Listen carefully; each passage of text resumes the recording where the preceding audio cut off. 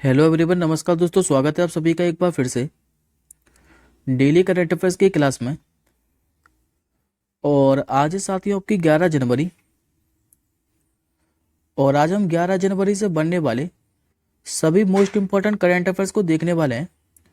तो चलिए सबसे पहले हम लोग फटाफट से लास्ट क्लास के क्वेश्चनों को रिवीजन कर लेते हैं, जो कि हम लोगों ने 10 जनवरी को पढ़े थे। उसके बाद हम लोग आज के क्वेश्चनों को कवर करेंगे। अभी लास्ट क्लास में हम लोगों ने पढ़ा था कि अभी जो शेख हसीना है, इनको किस देश का लगातार चौथी बार प्रधानमंत्री नियुक्त किया है। तो ये बनी है साथियों बांग्लादेश की, और ये अवामी लीग पार्टी के हैं। ये साथियों लगातार तो चौथी बार, लेकिन ओवरऑल 5वीं बार प्रधानमंत्री बनी है बांग्लादेश की। किस राज्य में कंदम कला का 10वीं शताब्दी ईस्वी का एक शिलालेख खोजा गया है? तो गोवा के अंदर। हाल ही में गंगा सागर मेला ये कहाँ पर शुरू हुआ है? तो पश्चिम बंगाल के गंगा सागर के अंदर ही। और ये जो साथियों गंगा सागर मेला है, ये कुंभ मेले के बाद दूसरा सबसे बड़ा मेला है। अभी जो गैब्रियल अटल हैं, इनको किस देश का प्रधानमंत्री नियुक्त किया गया है? तो फ्रांस का। दरअसल साथियों इससे पहले फ्रांस के जो प्रधानमंत्री थी एलिजाबेथ बोर्न, इन्होंने अपने पद से इस्तीफा दे दिया था। उसके बाद ये 34 वर्षीय गैब्रियल जो अटल हैं, जो कि शिक्षा मंत्री थे, इनको भी फ्रांस का नया प्रधानमंत्री नियुक्त कर दिया है। और एक बात और याद रखिएगा साथियों कि ये जो गैब्रियल अटल हैं, ये फ्रांस के सबसे कम उम्र के एक समलैंगिक प्रधानमंत्री हैं। उसके बाद हम लोगों ने पढ़ा था कि सिक्योरिटी एंड एक्सचेंज जो बोर्ड ऑफ इंडिया है, यानी कि सेबी, इसके नए एग्जीक्यूटिव डायरेक्टर कौन बने हैं? तो इनका नाम है विकास सिंह। अंतर्देशीय जलमार्ग विकास परिषद की पहली बैठक ये कहाँ पर आयोजित की गई थी? ये की गई थी पश्चिम बंगाल के कोलकाता के अंदर। हाल ही में आए चक्रवात अलवारो ने किस देश को प्रभावित किया था? तो ये क्या था साथियों? मेडागास्कर को। विश्व हिंदी दिवस हर साल मनाया था आपका 10 जनवरी को। हाल ही में तेंजिंग नोर्गे राष्ट्रीय साहसिक पुरस्कार 2022 ये किससे मिला था? तो ये मिला था साथियों सविता कंसवाल को। और इनको ये जो पुरस्कार है ये मरणोपरांत दिया गया है। भारत अंतर्राष्ट्रीय विज्ञान महोत्सव 2023 का अनावरण कहाँ किया गया है? हरियाणा के फरीदाबाद के अंदर। पहली बार लुप्त प्राय हॉग हिरन को किस राज्य के राजाजी टाइगर रिजर्व में देखा गया था? तो ये उत्तराखंड के अंदर। और अभी किस देश ने प्रधानमंत्री मोदी और भारत पर अपमानजनक टिप्पणी करने वाले 3 उप मंत्रियों को निलंबित कर दिया था? तो ये मालदीव के। अब आज का पहला प्रश्न देखिए। हाल ही में निजी क्षेत्र का चंद्र मिशन जिसका नाम है पेरिग्रीन-1, इसको किसने लॉन्च किया है?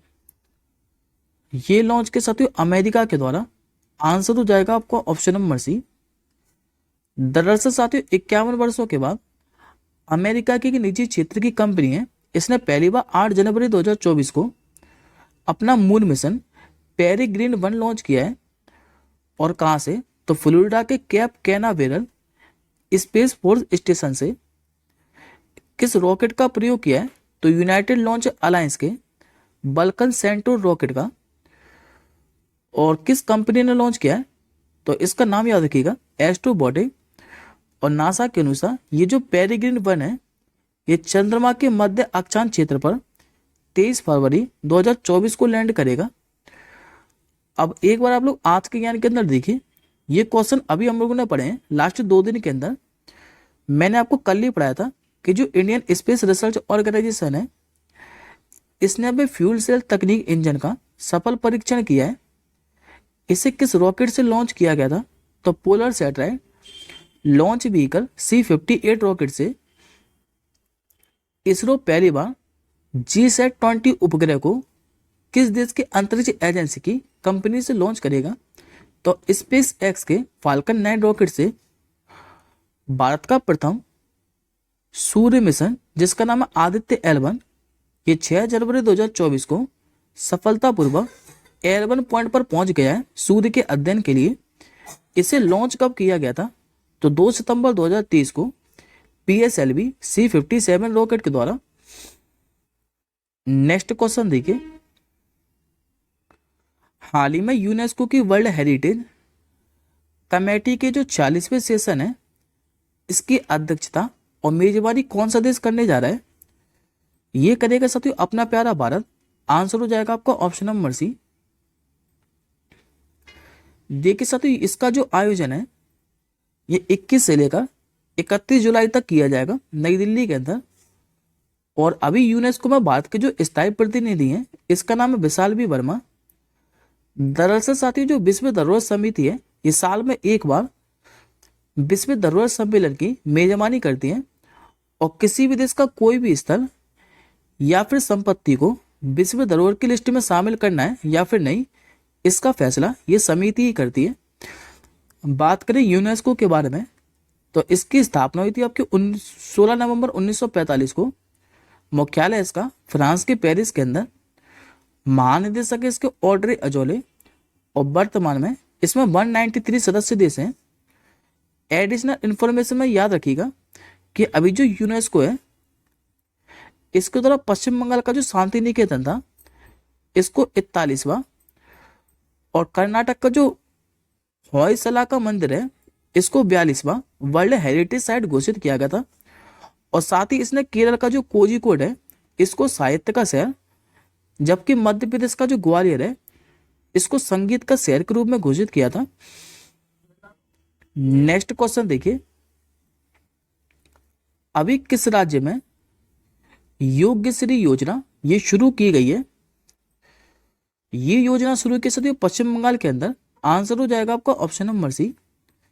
अच्छा साथियों, इस योजना का उद्देश्य क्या है? योग्यश्री योजना का, तो इस योजना का जो उद्देश्य है, यह प्रतियोगी परीक्षाओं की तैयारी करने वाले SC और जो ST छात्र हैं, इनको मुफ्त में प्रशिक्षण प्रदान करना है।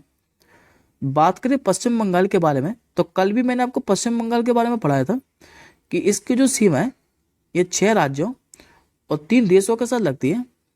6 राज्य कौन कौन से हैं? तो एक तो उड़ीसा, दूसरा झारखंड, तीसरा बिहार, चौथा है मेघालय, पांचवा है असम और छठवा है सिक्किम। जबकि इसकी जो अंतर्राष्ट्रीय सीमा है ये 3 देशों के साथ लगती है, बांग्लादेश, भूटान और नेपाल के साथ। राजधानी यहाँ की कोलकाता। मुख्यमंत्री हैं ममता बनर्जी और 2030 में यहाँ के नए राज्यपाल बने थे CB आनंद बोस। नेक्स्ट क्वेश्चन देखिए, हाल ही में राशिद खान का निधन हो गया है, ये इनमें से कौन थे? तो ये साथियों प्रसिद्ध हिंदुस्तानी शास्त्रीय गायक थे और इनका भी हाल ही में निधन हो गया है। दरअसल साथियों, ये जो राशिद खान है, ये पिछले 1 साल से प्रोस्टेट कैंसर से पीड़ित थे और ये पश्चिम बंगाल के एक निजी हॉस्पिटल में एडमिट थे और इनका कोलकाता में ही निधन हो गया है। इनको साल 2006 में पद्मश्री पुरस्कार, जबकि साल 2022 में पद्म भूषण से भी नवाजा गया था। और ये किस घराने के हैं? तो रामपुर सहरसा घराने के। और उस्ताद जो इनायत हुसैन खान है, इनके ये पड़पोते थे। नेक्स्ट क्वेश्चन देखिए, हाल ही में किस राज्य सरकार ने एक ऐप आधारित इलेक्ट्रिक बाइक टैक्सी सेवा जिसका नाम है वायु, इसे लॉन्च किया है? तो ये लॉन्च के साथ ही असम सरकार ने। आंसर हो जाएगा आपका ऑप्शन नंबर बी। डी के साथ ये जो वायु इलेक्ट्रिक बाइक टैक्सी सेवा है, ये 100% ई बाइक टैक्सी सेवा है। और इसको हरी झंडी किसने दिखाए? तो असम के परिवहन मंत्री परिमल शुक्ला बैद ने असम के सबसे बड़े शहर गुवाहाटी से। बात करें असम के बारे में, तो मुख्यमंत्री हेमंत बिस्वा शर्मा, राज्यपाल हैं गुलाब चंद कटारिया और राजधानी यहाँ की दिसपुर। यहाँ के नेशनल पार्क के बारे में बात करें तो सबसे फेमस नेशनल पार्क है यहाँ का काजीरंगा नेशनल पार्क, जो कि एक सींग वाले गैंडों के लिए फेमस है। दूसरा मानस राष्ट्रीय उद्यान, तीसरा डिब्रू सैखोवा राष्ट्रीय उद्यान, चौथा है नामेरी राष्ट्रीय उद्यान, पांचवा है औरंग, छठवा है दिहिंग पटकाई और सातवां है रायमोना नेशनल पार्क। अब आज का अगला क्वेश्चन देखिए, हाल ही में शेरिंग टोबगे को किस देश का दूसरी बार प्रधानमंत्री चुना गया है? तो ये बन चुके साथियों भूटान के। आंसर हो जाएगा आपको ऑप्शन नंबर सी। ये रहे साथियों आपके सामने इमेज में शेरिंग टोब्गे, जो कि भूटान के दूसरी बार प्रधानमंत्री बन गए। और ये किस पार्टी के हैं? तो पीपुल्स डेमोक्रेटिक पार्टी के, क्योंकि उनकी पार्टी ने चुनाव में लगभग 2/3 सीटें जीती हैं। और इससे पहले साथियों ये 2013 से लेकर 2018 तक इन्होंने भूटान के प्रधानमंत्री के रूप में कार्य किया है। बात करें भूटान के बारे में तो ये रहा साथियों मैप में भूटान, जो कि मैंने रेड कलर से मार्क कर रखा है, जहाँ की राजधानी है थिम्पू और मुद्रा क्या चलती है? तो नगुल ट्रम। अब एक बार आज के ज्ञान के अंदर देखिए, ये क्वेश्चन अभी हम लोग 2 दिन पहले भी रिवीजन करे थे कि जो फेलिक्स त्सिसेकेडी हैं इनको किस देश का राष्ट्रपति चुना गया था? तो कांगो देश का। गैब्रियल अटल को किस देश के पहले समलैंगिक प्रधानमंत्री के रूप में नियुक्त किया है? तो ये किस इमैनुअल मैक्रोन ने, फ्रांस के राष्ट्रपति। सुक्सेरा मसरा को किस देश का प्रधानमंत्री नियुक्त किया गया था? तो चाड देश का। अगला क्वेश्चन देखिए, हाल ही में किसने स्वदेशी असॉल्ट राइफल जिसका नाम है उग्रम, इसका अनावरण किया है? ये के साथ डिफेंस रिसर्च डेवलपमेंट ऑर्गेनाइजेशन के द्वारा। तो आंसर हो जाएगा आपको ऑप्शन नंबर बी। डी के साथ जो रक्षा अनुसंधान एवं विकास संगठन है यानी कि DRDO और एक निजी फर्म के द्वारा संयुक्त रूप से इस उग्रम असॉल्ट राइफल को सोमवार को लॉन्च किया गया है। और इसे बनाया किसने? तो DRDO के पुणे में स्थित प्रयोगशाला armament research and development establishment के द्वारा। बात करें असॉल्ट राइफल के बारे में, उग्रम के बारे में, तो ये इसका साथियों जो वजन है ये 4 किलोग्राम से भी कम है। रेंज कितनी रहने वाली है? तो 500 मीटर। और ये सिंगल और फुल ऑटो दोनों मोड में फायर करने की क्षमता रखती है। जबकि इसे कितने दिनों के अंदर बना के तैयार किया है DRDO ने? तो मात्र 100 दिनों के अंदर। बात करें अब DRDO के बारे में तो स्थापना हुई थी इसकी 1958 को। मुख्यालय है नई दिल्ली के अंदर। और वर्तमान में इसके अध्यक्ष कौन है? तो समीर बी कामत।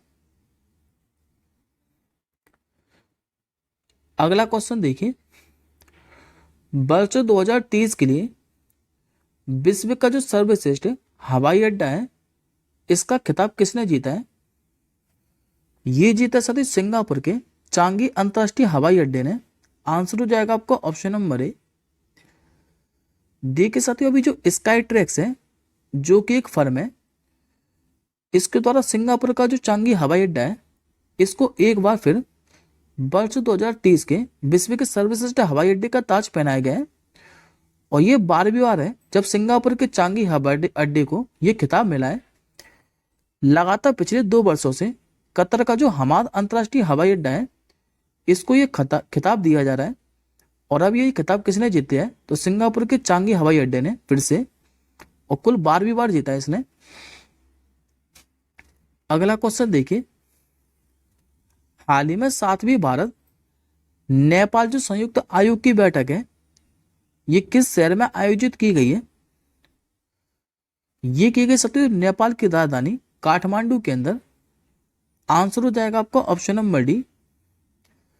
डी के साथ ही जो विदेश मंत्री हैं एस जयशंकर, ये वर्ष 2024 में इन्होंने अपनी पहली यात्रा की है नेपाल में। और इन्होंने अपने नेपाली समकक्ष जो कि नेपाल के विदेश मंत्री हैं NP सऊद, इनके साथ में भारत नेपाल संयुक्त आयोग की बैठक की है। दरअसल भारत नेपाल जो संयुक्त आयोग है इसकी स्थापना 1987 में की गई थी। और ये दोनों मंत्रियों को द्विपक्षीय साझेदारी के सभी पहलुओं की समीक्षा करने के लिए एक मंच प्रदान करता है। और यहाँ पर साथ ही 2 एग्रीमेंट किए गए हैं। पहला है बिजली व्यापार पर दीर्घकालीन समझौता और दूसरा है उच्च प्रभाव सामुदायिक विकास परियोजना में निवेश बढ़ाने के लिए समझौता। अगला प्रश्न देखिए, प्रधानमंत्री मोदी जी 12 जनवरी 2024 को किस शहर में 27वें राष्ट्रीय युवा उत्सव का उद्घाटन करेंगे। ये साथियों जो राष्ट्रीय युवा उत्सव है इसका आयोजन हर साल किया जाता है किसी ना किसी शहर में, और इस बार ये 27वें नंबर का है। और इसका उद्घाटन कहाँ पर होने वाला है? तो महाराष्ट्र के नासिक शहर के अंदर। तो आंसर हो जाएगा आपका ऑप्शन नंबर ए। और ये जो साथी उत्सव है ये 12 से लेकर 16 जनवरी तक होने वाला है। संस्करण रहेगा इसका 27वां। दरअसल साथियों भारत सरकार ने क्या है कि वर्ष 1984 में इसी दिन को राष्ट्रीय युवा दिवस के रूप में घोषित किया था। और पहली बार राष्ट्रीय युवा दिवस कब मनाया गया था? तो 12 जनवरी 1985 को। किसकी जयंती के उपलक्ष्य में ये राष्ट्रीय युवा दिवस मनाया जाता है? तो स्वामी विवेकानंद की जयंती के उपलक्ष्य में। नेक्स्ट क्वेश्चन देखिए, अभी केंद्र सरकार ने रक्षा मंत्रालय के जो महानिदेशक हैं ये किसे नियुक्त किया है? ये बनाया सकते समीर कुमार सिन्हा को। आंसर हो जाएगा आपको ऑप्शन नंबर ए। ये रहे साथियों आपके सामने इमेज में समीर कुमार सिन्हा, जो कि अब रक्षा मंत्रालय के नए महानिदेशक बन गए।